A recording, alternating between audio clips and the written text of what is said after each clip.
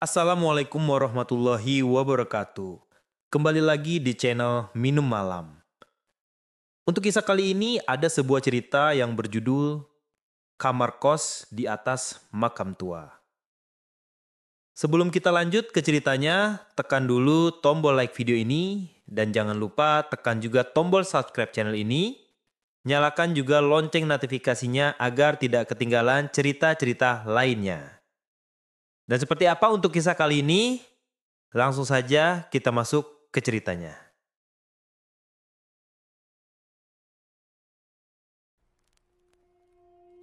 Suara mesin kereta yang baru saja berhenti di stasiun Lempuyangan masih terngiang di telinga Nadia. Udara sore Yogyakarta terasa lembab dan berdebu, khas kota tua setelah diguyur hujan semalam.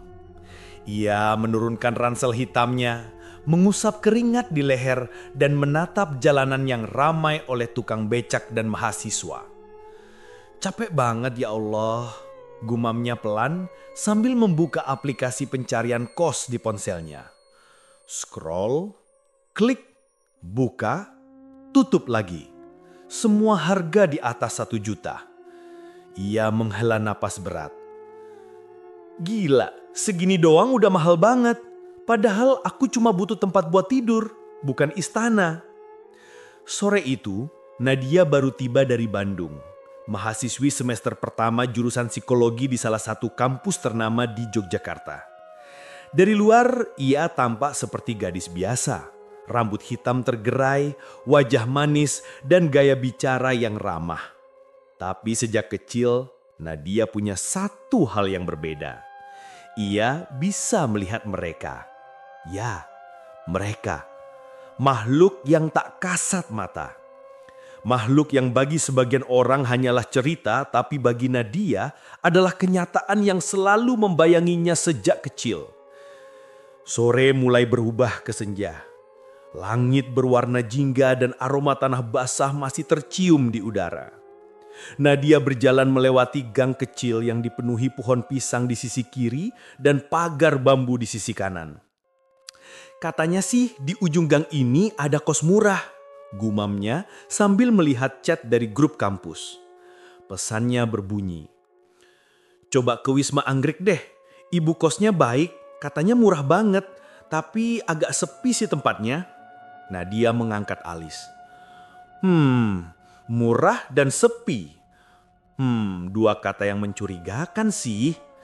Tapi karena dompetnya sudah menipis, rasa curiga itu ia kubur dalam-dalam. Langkahnya berhenti di depan gerbang besi berwarna hijau kusam dengan papan nama bertuliskan Wisma Anggrek. Tulisan itu sudah pudar, sebagian hurufnya terkelupas. Lampu neon kecil di atas gerbang berkelap-kelip menimbulkan suara tik, tik, tik pelan, seperti korsleting. Ia melangkah masuk perlahan. Halaman depan cukup luas tapi penuh rumput liar. Ada pohon kamboja besar di sudutnya. Bunganya berguguran menutupi jalan setapak menuju bangunan utama. Tempatnya kok kayak rumah peninggalan Belanda ya? Bisik Nadia. Udara di sekitar terasa lebih dingin, seperti ada hembusan angin dari bawah tanah. Dari jarak jauh terdengar suara tok, tok, tok. Entah dari mana, pintu kayu besar itu terbuka perlahan, mengeluarkan derit panjang yang bikin bulu kuduk merinding. Dari dalam muncul seorang perempuan tua memakai daster batik dan kerudung lusuh. Matanya tajam, tapi senyumnya ramah. "Cari kos, Nduk." Suara seraknya terdengar lembut tapi berat, seperti berasal dari dalam sumur. Nadia tersenyum kaku. "Iya Bu, ini bener Wisma Anggrek kan? Saya dapat rekomendasi dari teman kampus." "Iya, betul-betul." Perempuan itu tersenyum lebih lebar. "Masuk wae Nduk, mbok Ratmi sing duwe kene. Harga murah, kamare isih kosong." Begitu Nadia melangkah masuk, aroma dupa langsung menyergap hidungnya. Campuran antara bau melati dan wangi kayu yang terbakar samar.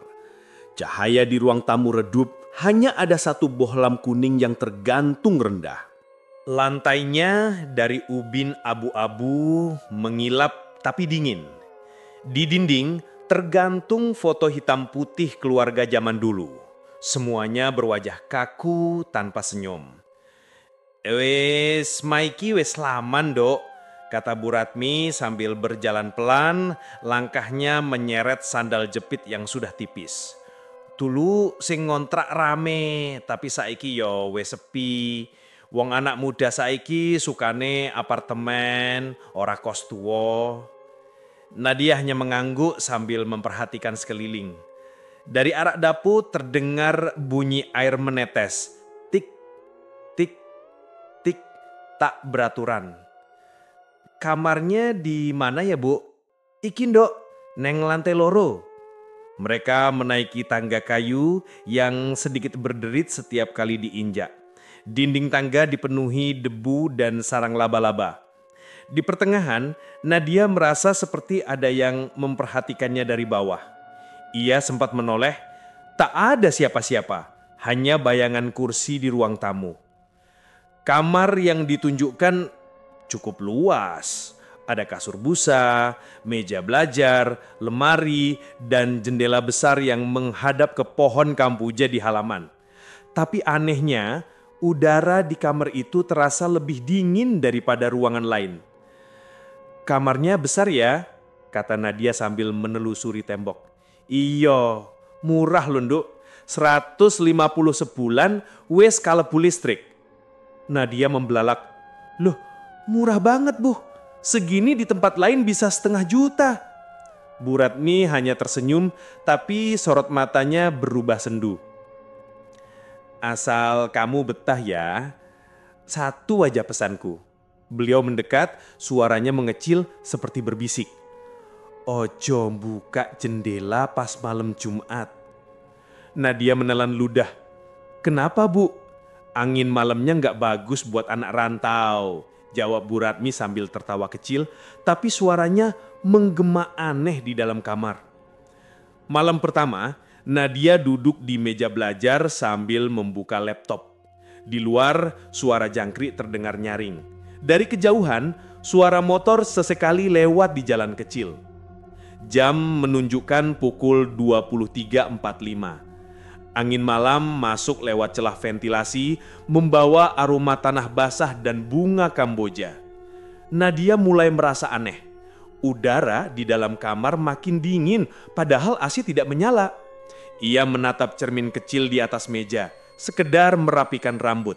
Tapi sesaat kemudian, pandangannya membeku. Refleksi di cermin memperlihatkan bayangan putih berdiri di belakangnya. Tak jelas bentuknya, tapi tinggi, kurus, dan tidak punya wajah. Refleks Nadia menoleh. Kosong. Tak ada siapa-siapa. Ia menatap cermin lagi.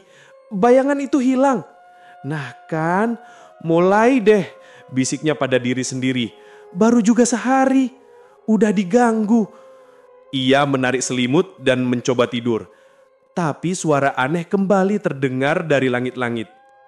Tok, tok, tok. Seperti langkah kaki seseorang berjalan pelan di atas plafon. Nadia menatap ke langit-langit. Kucing kali? Tapi kemudian suara itu berubah menjadi seperti gesekan kuku di kayu. Panjang, lambat, dan terdengar sangat dekat. Ia menutup telinga, pura-pura tidak dengar. Namun tiba-tiba lampu kamar berkedip 2 kali, lalu padam. Gelap total. Dalam kegelapan itu, Nadia mendengar sesuatu berbisik dari arah cermin. Pelan tapi jelas. "Kau tidur di atas kepala aku." Jantung Nadia berdegup kencang. Ia menyalakan ponsel. Cahaya putih kecil menyinari ruangan. Di cermin tampak seperti ada uap dari dalam, dan tulisan samar itu benar-benar muncul di permukaannya. "Kau tidur di atas kepalaku." Nadia mundur, tubuhnya gemetar. Astagfirullah, siapa yang nulis itu? Udara kamar tiba-tiba berhembus dingin, membuat tirai jendela bergoyang. Di luar, pohon Kamboja bergeser pelan, daunnya menempel di kaca jendela seperti tangan yang menekan dari luar. Dari arah bawah kasur, terdengar suara ketok, ketok, ketok. 3 kali. Pelan tapi berat, seolah ada sesuatu yang mengetuk dari bawah tanah. Nadia berlari keluar kamar dan menuruni tangga dengan napas tersengal. Ruang tamu gelap, lampu yang tadi menyala kini padam. Hanya tersisa cahaya samar dari pelita kecil di altar pojok ruangan. Di sana, Bu Ratmi sedang duduk menghadap tembok, mulutnya komat kamit seperti sedang membaca sesuatu. Di hadapannya ada dupa yang menyala. Asapnya berputar, membentuk pusaran tipis di udara. "Bu Ratmi!" Suara Nadia bergetar. Perempuan tua itu berhenti berdoa. Perlahan menoleh. Matanya merah, bukan karena marah, tapi seperti mata orang yang belum tidur berhari-hari. "Nggih, Nduk. Kenapa turun malam-malam?" Saya dengar suara aneh di kamar, Bu. Ada tulisan di cermin." Bu Ratmi senyum tipis, tapi suaranya berat sekali waktu menjawab. "Sudah ku bilang, jangan buka jendela malam-malam." "Tapi saya nggak buka, Bu." "Kalau begitu, berarti dia yang buka." Nadia terpaku. Angin malam tiba-tiba bertiup lebih kencang, meniup dupa hingga pajam. Dalam kegelapan, terdengar suara seseorang berbisik pelan di telinga Nadia. Bukan dari Bu Ratmi, tapi dari arah tangga di belakangnya. "Selamat datang kembali ke rumahku." Tubuh Nadia kaku. Suara itu dingin, berat, dan jelas bukan suara manusia. Cahaya petir menyambar dari jendela menerangi ruangan sekejap. Dalam kilatan itu, Nadia melihat sekilas bayangan putih berdiri di tangga, tinggi, membungkus diri dengan kain kafan. Kepalanya miring menatap ke arah mereka. Petir padam, gelap lagi. Dan saat Nadia menoleh, bayangan itu sudah hilang. Sejak malam itu, tidur Nadia tak pernah benar-benar tenang. Setiap kali ia memejamkan mata, selalu ada bisikan samar yang memanggil namanya pelan, "Nadia!" dengan nada panjang dan lirih. Kadang dari arah jendela, kadang dari bawah kasur. Udara kamar selalu dingin, bukan dingin biasa, tapi seperti hawa dari bawah tanah. Lembab, berat, dan berbau anyir samar. Entah kenapa, bau melati yang dulu terasa wangi, kini berubah jadi busuk, seperti bunga yang sudah layu bercampur tanah kubur. Malam itu, Nadia duduk di atas kasur sambil memeluk lututnya. Lampu meja menyala redup. Ponselnya menunjukkan pukul 01.12 dini hari. Dari luar jendela, suara daun pisang bergesek pelan ditiup angin. Serak, serak. Kadang diikuti bunyi tok tok tok dari arah dinding belakang kos. Ia menghela napas pelan. "Kayaknya aku halu deh, masa tiap malam ada suara kayak gini?" Tapi baru saja ia mau mematikan lampu, terdengar langkah pelan dari koridor luar kamarnya. Tap, tap, tap. Suara sandal yang diseret mendekat ke arah pintunya. Nadia menegakkan badan. "Bu Ratmi ya?" panggilnya dengan nada ragu. Tak ada jawaban. Hanya suara itu yang makin dekat lalu berhenti tepat di depan kamarnya. Ia berdiri perlahan mendekati pintu. Cahaya dari bawah pintu memperlihatkan bayangan kaki. Tapi anehnya bayangan itu tak bergerak, diam saja. "Bu Ratmi ya? Kenapa, Bu?" Masih tak ada sahutan. Nadia menempelkan telinganya ke pintu dan di saat itu juga terdengar suara napas berat seperti seseorang berdiri di baliknya. Pelan, panjang, dan berat. Jantung Nadia berdegup cepat. Ia mundur satu langkah memeluk dirinya sendiri. Tiba-tiba dari arah pintu terdengar ketuk-ketuk-ketuk 3 kali. Pelan tapi sangat jelas. "Bu Ratmi, jangan bercanda, saya takut," serunya.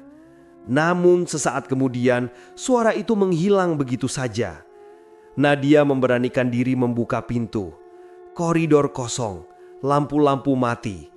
Tapi hawa dingin terasa lebih pekat, seperti ada sesuatu yang baru saja lewat di sana. Keesokan paginya, Nadia duduk di halaman belakang sambil menjemur handuk. Ia mencoba menenangkan diri. Di halaman itu ada pohon pisang tinggi-tinggi dan kolam kecil dengan air keruh di pojoknya. Seorang lelaki paruh baya terlihat sedang menyapu daun di sekitar situ. Tubuhnya kurus, wajahnya tirus, kulitnya sawo matang, mengenakan topi lusuh dan kaos pudar bertuliskan Yogyakarta bersih. Mas Damar ya?" sapa Nadia hati-hati. Lelaki itu menoleh sebentar lalu mengangguk. Suaranya berat. "Iya Mbak Nadia toh?" "Iya, saya baru seminggu di sini. Mau nanya, belakang kos ini kenapa ya? Kok tiap malam banyak suara aneh?" Mas Damar berhenti menyapu. Tangannya gemetar sedikit. Ia menatap pohon pisang di belakang Nadia lalu menghela napas panjang. "Jangan tanya Mbak," katanya pelan. "Yang penting kalau malam jangan buka jendela, jangan nengok keluar." "Tapi saya beneran penasaran Mas. Tadi malam kayak ada yang ketok pintu, tapi pas dibuka nggak ada siapa-siapa." Lelaki itu menatap Nadia lama, seolah sedang menimbang sesuatu. Akhirnya ia berkata lirih. "Dulunya tanah di bawah kamar Mbak itu makam massal." Nadia terdiam. "Makam? Maksudnya kuburan?" "Iya," jawabnya pelan. "Zaman dulu waktu tahun-tahun 60-an sini pernah banjir besar. Banyak mayat gak keurus, dikubur bareng di bawah situ. Dulu bangunan ini gak ada, baru didirikan belasan tahun lalu." Suasana mendadak hening, hanya suara angin dan daun pisang yang bergesek. Mas Damar melanjutkan dengan nada rendah. "Kadang orang yang tinggal di kamar atas itu bisa lihat mereka. Mungkin karena mereka masih ngerasa rumahnya belum tenang." Nadia menelan ludah. Terus kalau saya udah terlanjur tinggal di situ?" Mas Damar menatapnya dengan mata sayu. "Berdoa aja Mbak. Tapi kalau mulai mimpiin air, bunga, atau orang pakai kain putih, sebaiknya pindah." Nadia bergidik ngeri. Ia segera pamit, mencoba menepis pikiran buruk itu dari kepalanya. Tapi malamnya, kejadian yang lebih mengerikan terjadi. Malam itu angin berhenti bertiup, langit hitam total, tanpa bintang.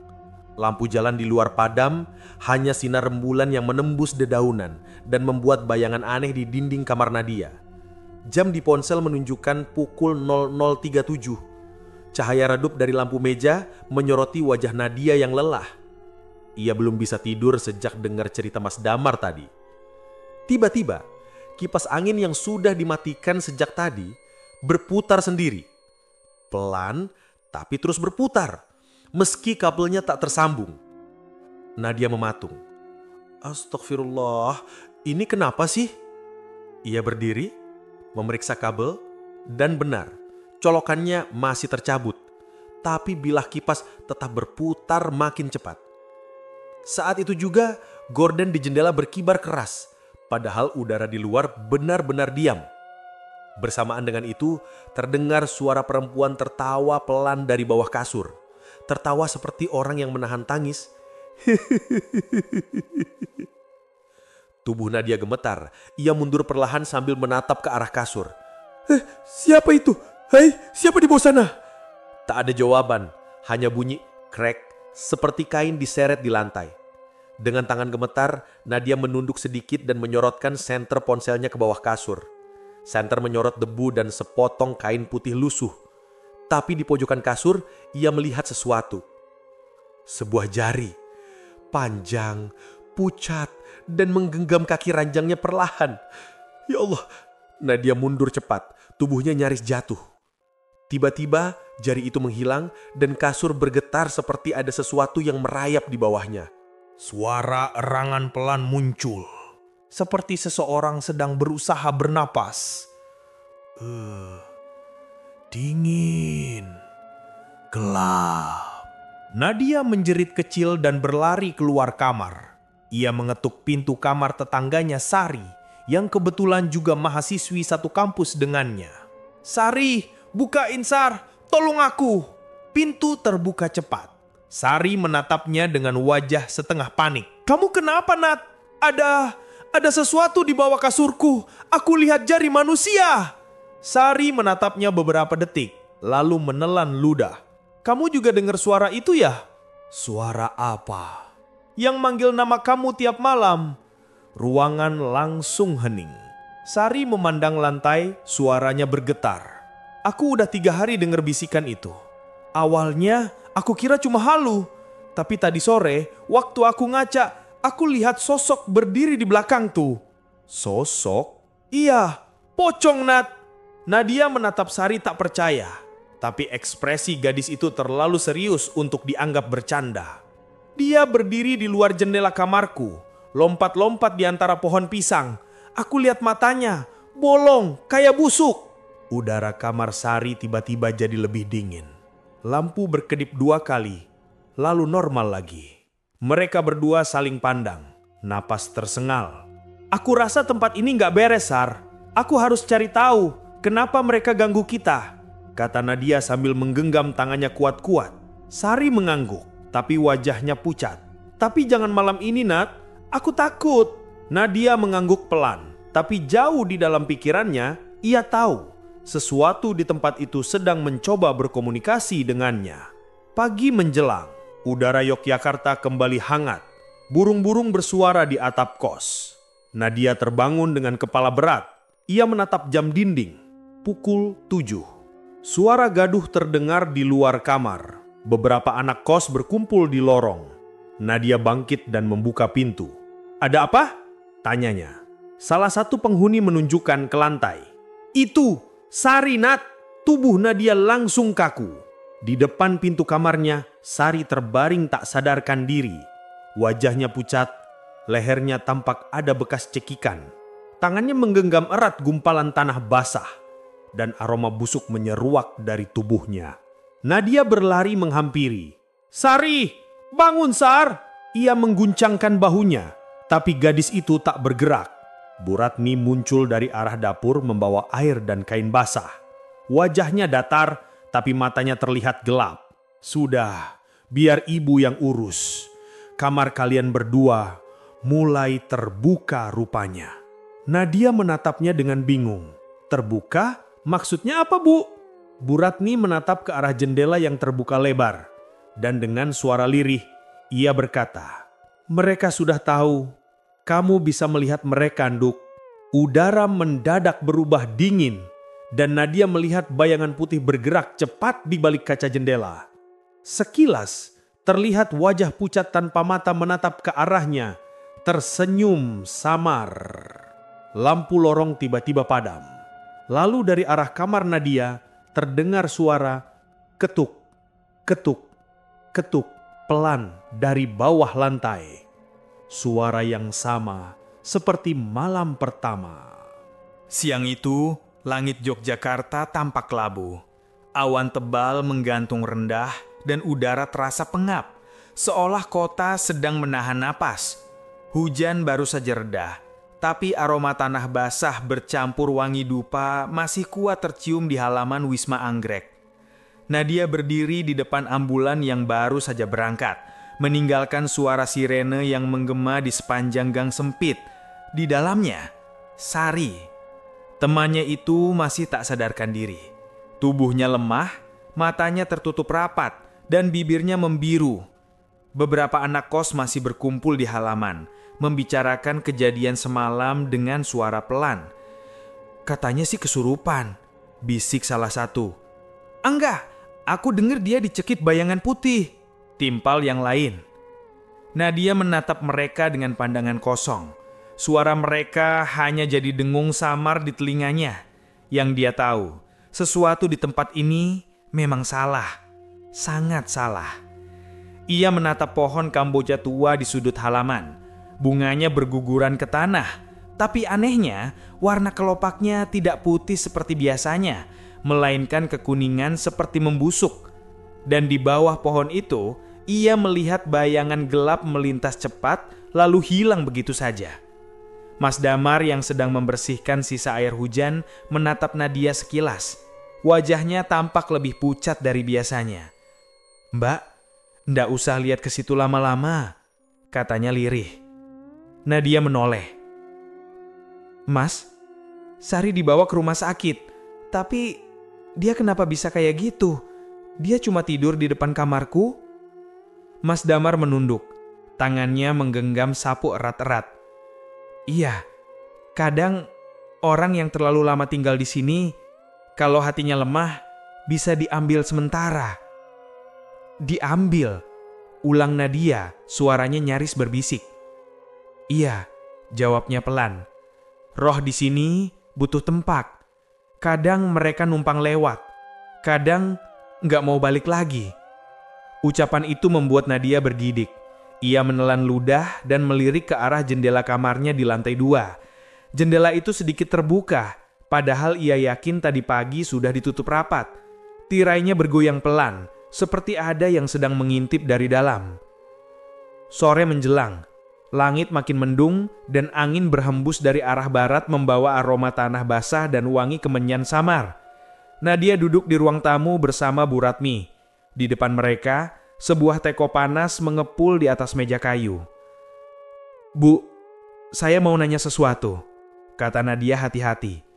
Bu Ratmi hanya menatap, bibirnya bergerak kecil sambil menghirup teh. "Tempat ini dulunya apa ya?" Perempuan tua itu tidak langsung menjawab. Ia menatap foto hitam putih yang tergantung di dinding. Lukisan keluarga zaman dulu dengan seorang perempuan bergaun putih berdiri di tengah. "Dulu tempat ini sawah, Nduk. Terus ada banjir besar. Banyak orang mati. Pemerintah dulu kubur bareng-bareng di sini." Nadia menggigit bibirnya. "Terus kenapa dibangun kos?" "Waktu itu wong orang ngerti. Tanah murah ya dibeli. Tapi ya yang di bawah nggak suka diganggu." Ruangan mendadak sunyi. Hanya terdengar bunyi air menetes dari dapur. Tik, tik, tik.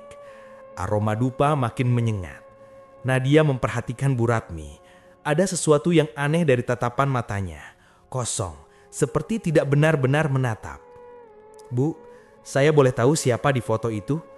tanya Nadia menunjuk lukisan perempuan bergaun putih. Bu Ratmi tersenyum samar. "Itu penghuni pertama Wisma ini. Masih keluarga ibu?" "Bisa dibilang begitu. Tapi sekarang dia yang jaga tempat ini kalau malam."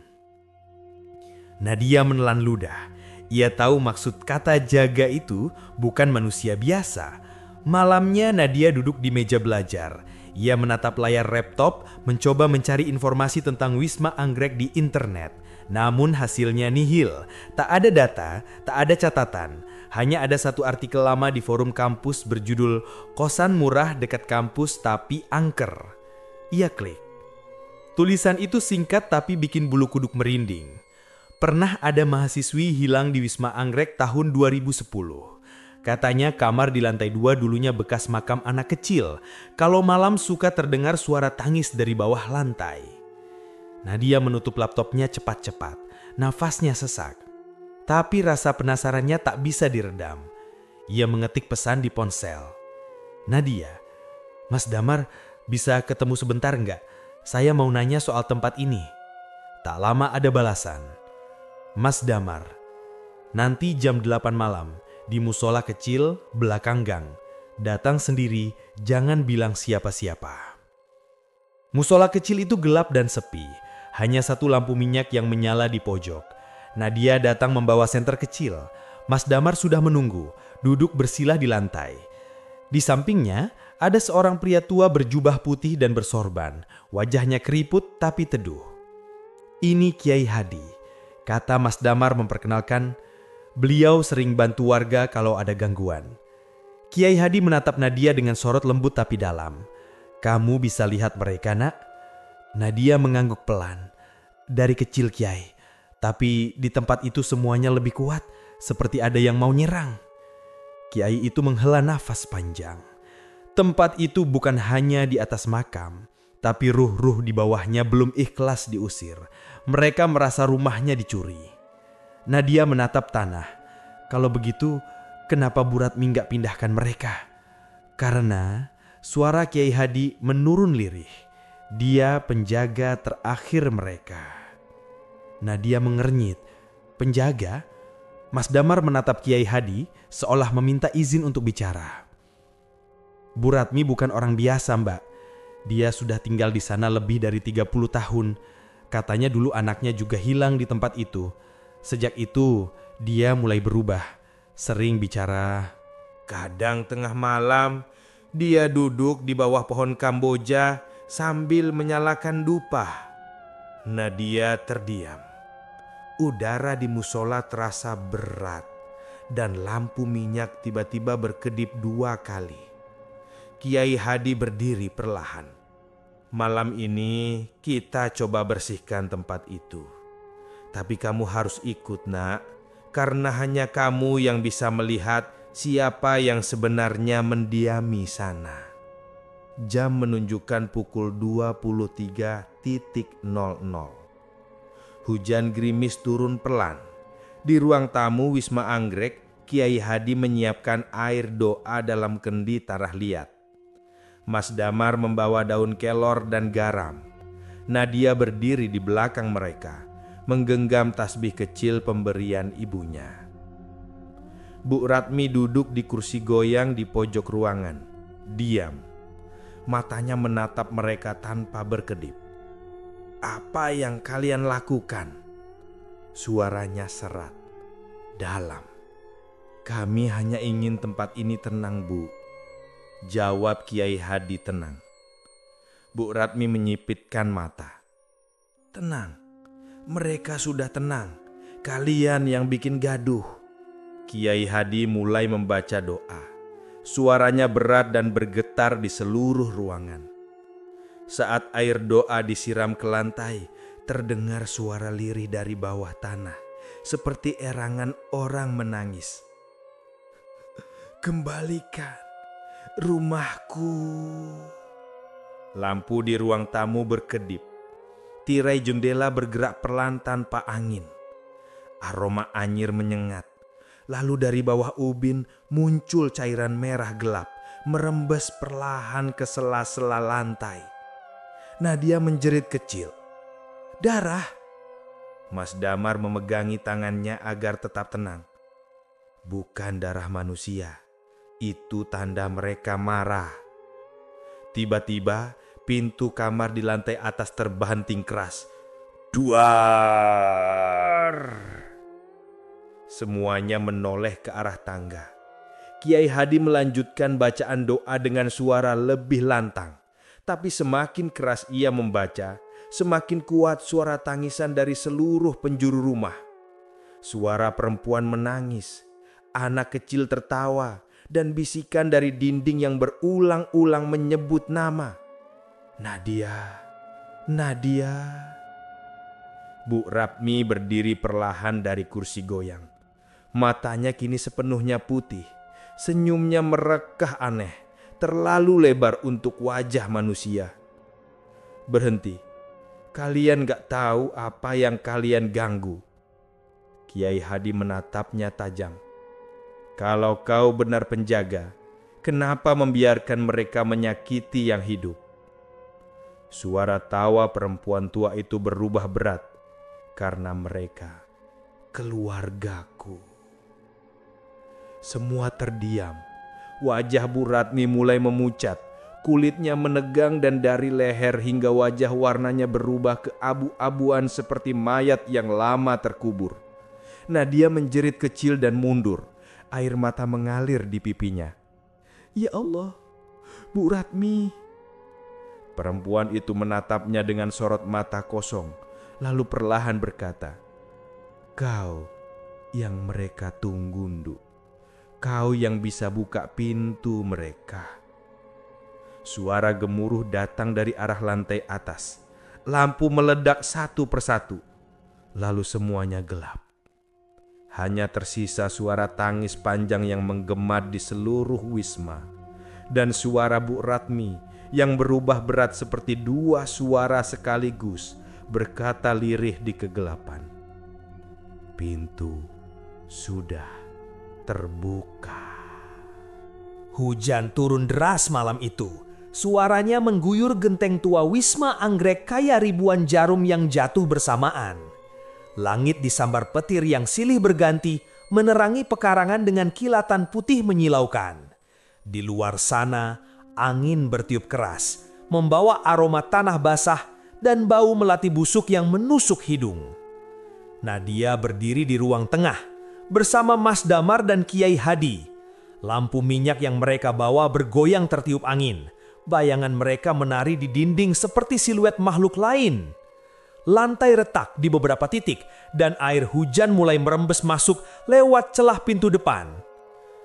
Ini nggak bisa dibiarkan, Kiai, kata Mas Damar dengan suara gemetar. Lantai ini retak makin parah, kayak ada yang mau keluar dari bawah tanah. Kiai Hadi menatap sekeliling, suaranya tenang tapi tegas. Yang di bawah sedang gelisah. Pintu sudah dibuka, seperti yang dibilang Bu Ratmi tadi malam.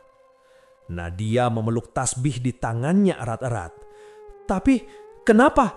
Kenapa mereka marah? Bukannya kita cuma mau bantu? Sebelum Kiai Hadi sempat menjawab, terdengar suara ketukan pelan dari arah dapur. Tok, tok, tok.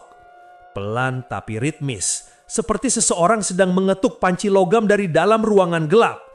Mas Damar menoleh cepat. Itu suara dari dapur, Kiai. Kiai Hadi mengangguk. Jangan mendekat, biarkan saja. Namun Nadia sudah melangkah perlahan, hatinya berdebar kencang, tapi ada sesuatu dalam dirinya yang seolah memanggil untuk melihat. Setiap langkah yang ia ambil, lantai di bawahnya berderit. Suara hujan dan petir di luar terasa makin jauh, tergantikan oleh bunyi lirih dari dalam dapur. Nadia. Bisikan itu terdengar pelan, tapi jelas. Nadia berhenti di depan pintu dapur yang setengah terbuka. Ia menelan ludah, lalu mendorongnya pelan. Krik! Lampu dapur mati.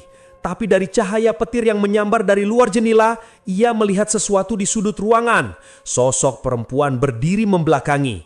Rambut panjang menutupi wajahnya, mengenakan kain putih kusam yang basah kuyup. Bu Ratmi, suara Nadia bergetar. Perempuan itu menoleh perlahan. Wajahnya pucat keabu-abuan, matanya cekung dan dari mulutnya menetes air hitam pekat seperti lumpur. Nduk, kenapa kalian ganggu mereka? Suaranya serak bercampur suara lain, berat dan menggema. Nadia mundur 2 langkah. Kita nggak ganggu, Bu. Kita cuma pengen tahu apa yang sebenarnya terjadi. Bu Ratni tersenyum samar, tapi senyum itu aneh, terlalu lebar. Dan di sela bibirnya terlihat gigi yang rapuh dan menghitam. Aku tak ingin mereka bangkit, tapi kalian semua mengusik mereka. Petir menyambar lagi. Cahaya putih menerangi ruangan sesaat. Dan saat itu Nadia melihat sesuatu yang membuat darahnya membeku. Di balik tubuh Bu Ratmi berdiri beberapa sosok lain. Pocong dengan kain kafan yang kotor dan bolong di bagian wajah. Kuntil anak dengan rambut kusut. Mata kosong dan kuku panjang meneteskan darah. Mereka diam, tapi kepala mereka bergerak bersamaan, menatap ke arah Nadia. Mas Damar langsung menarik tangan Nadia dari belakang. Mbak, mundur, sekarang. Kiai Hadi mulai melantunkan doa keras-keras. Suara ayat suci bergema di seluruh ruangan. Begitu doa dibacakan, semua lampu minyak tiba-tiba padam bersamaan. Gelap total. Yang tersisa hanya kilatan petir di luar dan suara angin menerpa genteng tua. Di tengah kegelapan itu, suara tawa perempuan terdengar. Panjang, nyaring, dan menyeramkan. Hahaha, kalian pikir doa bisa usir mereka? Mereka sudah di sini jauh sebelum tempat ini berdiri. Suara itu bukan hanya dari mulut Bu Ratmi, tapi dari setiap sudut rumah. Dari langit-langit, dari bawah lantai, bahkan dari dalam dinding. Suara-suara itu bersahutan memanggil nama Nadia berulang-ulang. Nadia! Nadia! Nadia! Nadia menutup telinganya. Tubuhnya gemetar hebat. Tapi dari sela tangis dan suara hujan, ia mendengar bisikan lain, lebih lembut, seperti suara anak kecil. Tolong, keluarkan kami! Suara itu datang dari lantai ruang tengah. Nadia menatap ke bawah dan melihat lantai mulai retak lagi. Kali ini membentuk pola melingkar di sekeliling karpet tua. Cairan merah kehitaman merembes dari celah retakan.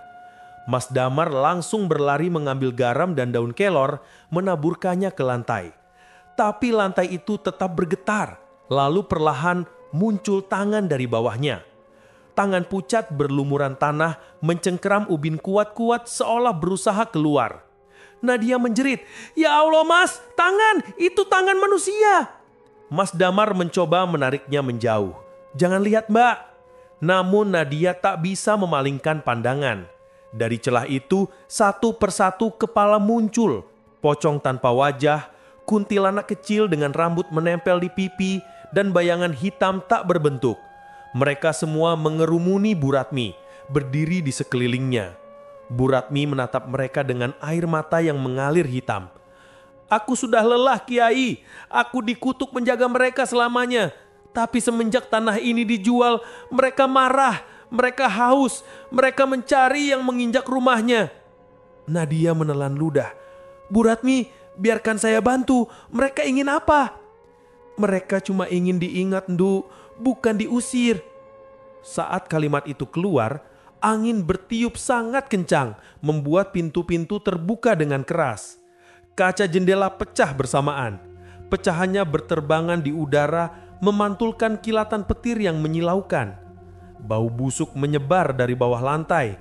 Bau daging busuk bercampur darah dan tanah basah. Nadia menutupi hidungnya. "Astaga, baunya kayak mayat," sambung Mas Damar lirih.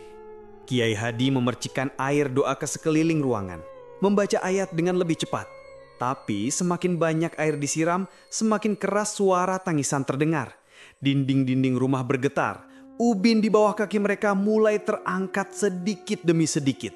Dari celah besar yang terbuka, tampak tulang belulang manusia.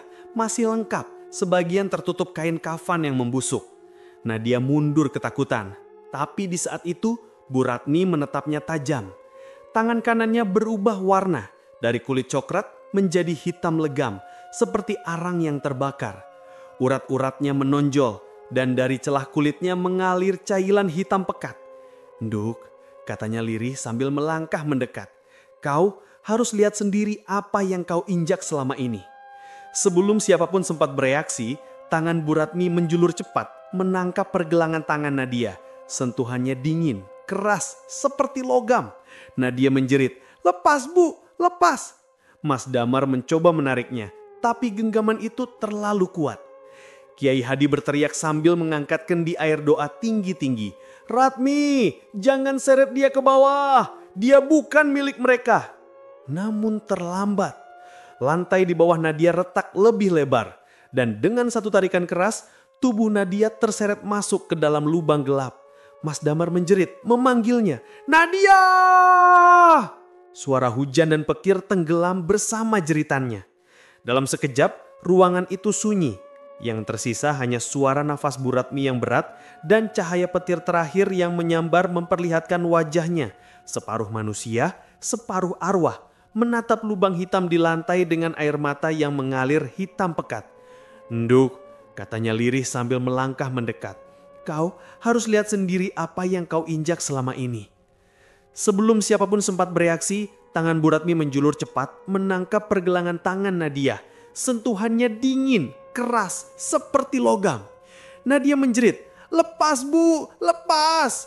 Mas Damar mencoba menariknya, tapi genggaman itu terlalu kuat. Kiai Hadi berteriak sambil mengangkat kendi air doa tinggi-tinggi. "Ratmi, jangan seret dia ke bawah. Dia bukan milik mereka." Namun terlambat. Lantai di bawah Nadia retak lebih lebar. Dan dengan satu tarikan keras, tubuh Nadia terseret masuk ke dalam lubang gelap. Mas Damar menjerit memanggilnya, "Nadia!" Suara hujan dan petir tenggelam bersama jeritannya. Dalam sekejap, ruangan itu sunyi. Yang tersisa hanya suara nafas Bu Ratmi yang berat dan cahaya petir terakhir yang menyambar memperlihatkan wajahnya separuh manusia, separuh arwah, menatap lubang hitam di lantai dengan air mata yang mengalir hitam pekat. "Lihatlah, Ndu," Katanya lirih dengan suara bergetar seperti dua suara sekaligus. Lihatlah apa yang kau injak selama ini. Dan dari lubang itu suara Nadia terdengar pelan memantul dari kedalaman tanah basah.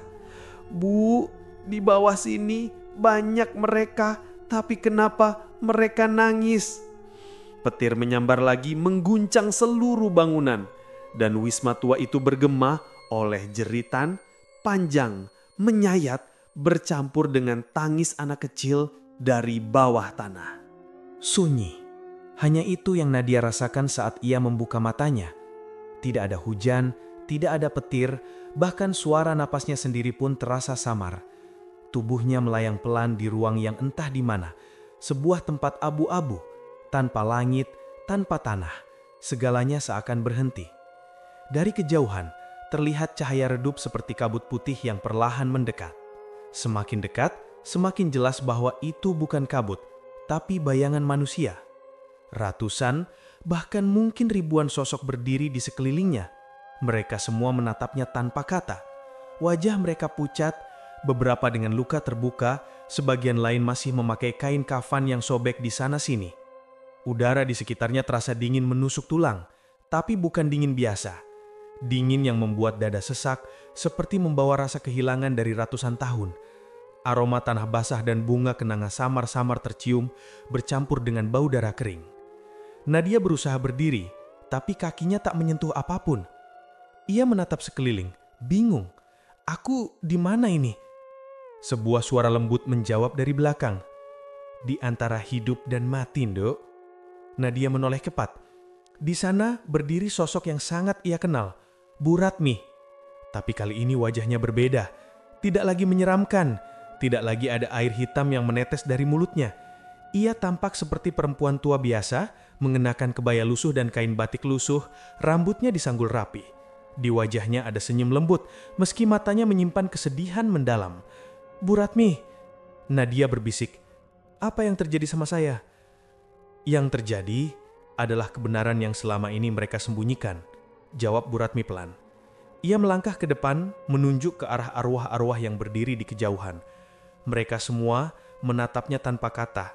Wajah mereka pucat, beberapa dengan luka terbuka, sebagian lain masih memakai kain kafan yang sobek di sana-sini.